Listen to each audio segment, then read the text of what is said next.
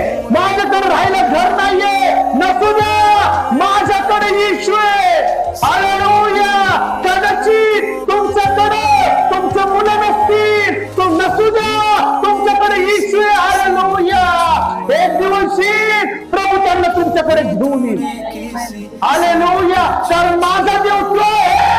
ज्यावेळेस मोशेने हात वरती करून त्याचे हात दुखले, माझा प्रभू बघतो आणि म्हणतो, मोशेने कष्ट उचलले पण मी ते करणारे, कायमचे माझ्या लोकांसाठी हात खेळणे ठोकून मी उंच करणारे आणि माझ्या लोकांना मी जिंकवणारे.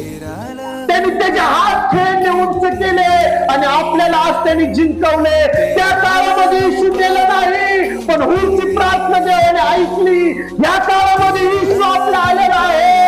तुम्हाला आता मी खरं सांगतो, मागायची नाही, तुम्हाला जाऊन बसून त्याला धन्यवाद देण्याची गरज आहे. जो धन्यवाद देणार परमेश्वर त्याला उद्धार हाताने देणार. जे तुम्ही त्यासाठी छोटं करणार, जो तुमच्यासाठी मोठं करणार. हालेलुया.